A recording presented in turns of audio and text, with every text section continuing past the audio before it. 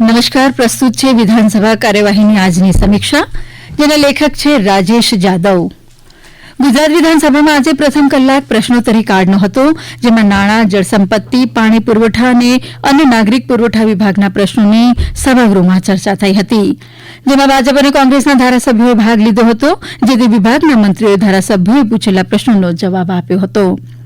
અંદાજપત્ર પરની માંગણીઓ પરની ચર્ચાનો આજે પ્રથમ દિવસ હતો, જેમાં સામાન્ય વહીવટ, નર્મદા, જળસંપત્તિ, પાણી પુરવઠા અને કલ્પસર તેમજ શહેરી વિકાસ વિભાગની ગૃહમાં ચર્ચા થઈ હતી.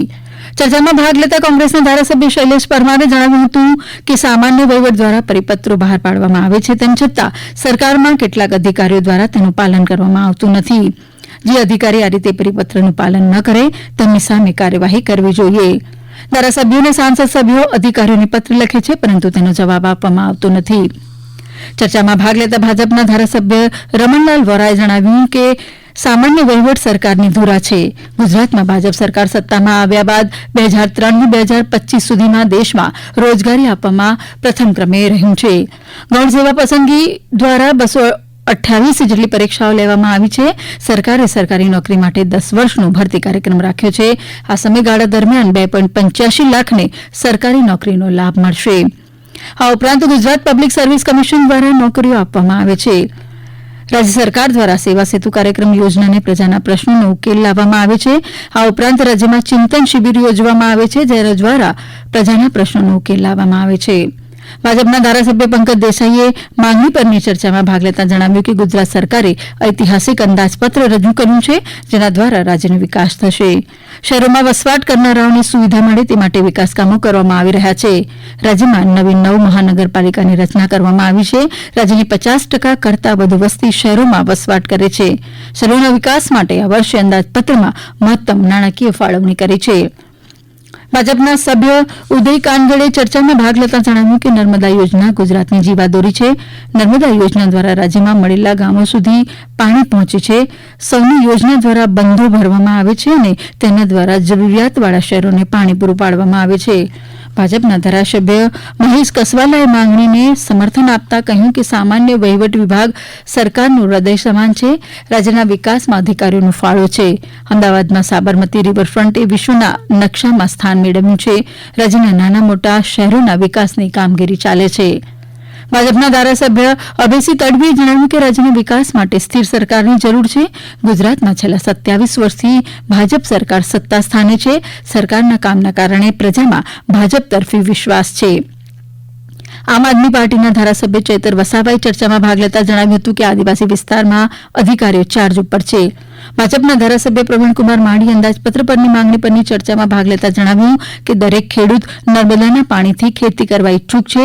નર્મદા યોજનાનું પાણી ઉત્તર ગુજરાતથી કચ્છ સુધી પહોંચાડવામાં આવે છે. ભાજપના ધારાસભ્ય અમોલ ભટ્ટે ચર્ચામાં ભાગ લેતા જણાવ્યું હતું કે રાજ્યમાં શહેરી વિકાસ વર્ષની ઉજવણી કરવામાં આવે છે, ત્યારે તેના ભાગરૂપે શહેરોમાં પ્રજાની સુવિધા માટેના રસ્તાઓ, પુલો, ડ્રેનેજ લાઇન સહિતના કામો કરવામાં આવે છે. આ ઉપરાંત રાજ્યની નગરપાલિકાઓમાં ભૂગર્ભ ગટર લાઇન યોજનાનું કામ ચાલુ છે. રાજ્યમાં શહેરોમાં 10 વર્ષમાં સૌથી મહત્વનું કામ શહેરી પરિવહન યોજનાનું કરવામાં આવ્યું છે, જેમાં મેટ્રો રેલની કામગીરી નોંધપાત્ર છે. અમદાવાદમાં વર્ષ 2036માં ઓલિમ્પિક રમત રમાય તે માટેની કામગીરી ચાલી રહી છે. શહેરમાં સ્વચ્છતા અભિયાન માટે ઝુંબેશ ચાલી રહી છે. આ ઉપરાંત અમદાવાદ મુંબઈ વચ્ચે બુલેટ ટ્રેનની કામગીરી ઝડપથી ચાલી રહી છે. કોંગ્રેસના ધારાસભ્ય જિગ્નેશ મેવાણીએ ચર્ચામાં ભાગ લેતા લોકસભાની યોજાયેલી ચૂંટણીમાં અધિકારી દ્વારા કરાયેલા અપ્રમાણસર ખર્ચાઓ અંગે સરકારની ટીકા કરી હતી અને તપાસની રજૂઆત કરી હતી. ભાજપના સભ્ય સરદાર ચૌધરીએ ચર્ચામાં ભાગ લેતા જણાવ્યું હતું કે ગુજરાતની પ્રજા માટે નર્મદા યોજના જીવાદોરી સમાન છે. નર્મદા યોજનાના કારણે ખેડૂતોની આવકમાં વધારો થયો છે. ભાજપના સભ્ય ત્રિકમભાઈ છાગડેએ માંગણી પરની ચર્ચામાં ભાગ લેતા જણાવ્યું હતું કે નર્મદા યોજનાના કારણે કચ્છ જિલ્લાને પાણી મળતું થયું છે, જેના કારણે કચ્છમાં પીવાના પાણીની સમસ્યાનો ઉકેલ મળ્યો છે. દરમિયાન કોંગ્રેસના ધારાસભ્ય જિગ્નેશ મેવાણીએ ચર્ચા દરમિયાન ચૂંટણી પંચ સામે કરેલા આક્ષેપ વિધાનસભાના રેકોર્ડ ઉપરથી દૂર કરવા સંસદીય બાબતોના મંત્રી ઋષિકેશ પટેલે રજૂઆત કરી હતી. ત્યારે ધારાસભ્ય જિગ્નેશ મેવાણી વેલમાં આવ્યા હતા. અધ્યક્ષે જિગ્નેશ મેવાણીને આજની સભાગૃહની કામગીરીમાંથી સસ્પેન્ડ કર્યા હતા. જ્યારે કોંગ્રેસના ધારાસભ્ય શૈલેષ પરમારે કરેલી રજૂઆત બાદ ગુજરાત વિધાનસભાના અધ્યક્ષ શંકર ચૌધરીએ રેકોર્ડની તપાસ કર્યા બાદ જે વિવાદાસ્પદ આક્ષેપો દૂર કરવામાં આવશે તેમ જણાવ્યું હતું.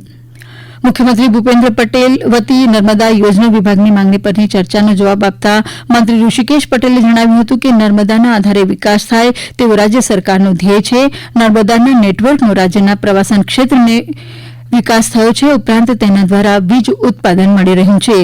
નર્મદા યોજનાના કારણે તળાવ ભરવાની કામગીરી કરવામાં આવે છે, જેના કારણે ભૂગર્ભ જળની સમસ્યા હળવી બની છે.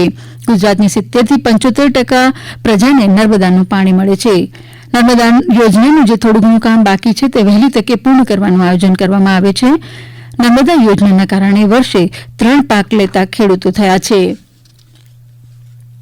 શહેરોના વિકાસ માટે અંદાજપત્રમાં 40% રકમની ફાળવણી કરવામાં આવી છે. રાજ્યની 9 નગરપાલિકાઓનું અપગ્રેડેશન કરવામાં આવ્યું છે, જેથી આ વિસ્તારોની સુવિધામાં વધારો થશે. વડનગરમાં લાઇટ હેરિટેજની વ્યવસ્થા કરવામાં આવી છે. વડનગર બૌદ્ધિક સર્કિટનો વિકાસ કરવાનો પ્રયાસ કરવામાં આવ્યો છે. શહેરોમાં એફોર્ડેબલ હાઉસિંગમાં વધારો થવા પામ્યો છે. પ્રધાનમંત્રી આવાસ યોજનાની સહાયમાં રાજ્ય સરકારે વધારો કર્યો છે. રાજ્યના શહેરોના સર્વાંગી વિકાસ માટે સ્વર્ણિમ જયંતિ શહેરી વિકાસ યોજનામાં વધુ નાણાકીય ફાળવણી કરી છે. જાહેર પરિવહન દ્વારા ટ્રાફિક સમસ્યા નિવારવાનો પ્રયાસ કરવામાં આવી રહ્યો છે. મેટ્રો ટ્રેનના કારણે પ્રદૂષણની સમસ્યાનો ઉકેલ આવી શકશે. સ્વચ્છતા અભિયાન માટે રાજ્ય સરકારે કામગીરી કરી છે. રાજ્યમાં ધાર્મિક સ્થળોના વિકાસ માટેની કામગીરી સરકાર કરી રહી છે. શહેરોમાં આઇકોનિક રોડ બનાવવાની કામગીરી કરવામાં આવી રહી છે. શહેરોમાં ઈ બસોની વ્યવસ્થા કરવામાં આવી રહી છે. સામાન્ય વહીવટી વિભાગની ચર્ચાનો જવાબ આપતા તેમણે જણાવ્યું કે રાજ્ય સરકારે વહીવટી સુધારણા માટે ડોક્ટર હસમુખ અઢિયાના અધ્યક્ષસ્થાને કમિટીની રચના કરી છે. આ ઉપરાંત સરકારે ચિંતન શિબિર યોજીને વહીવટી સુધારણા માટેની કામગીરી કરી છે. રાજ્ય સરકારે સેવા સેતુના કાર્યક્રમ દરમિયાન પ્રજાને એક જ સ્થળે પ્રજાલક્ષી સેવા મળી રહે તે માટેની કામગીરી કરી છે. વિધાનસભા ગૃહમાં આ વિભાગની માંગણીઓ મંજૂર કરવામાં આવી હતી. હમણાં જ આપ સાંભળી રહ્યા હતા વિધાનસભા કાર્યવાહીની આજની સમીક્ષા, જેના લેખક હતા રાજેશ જાદવ.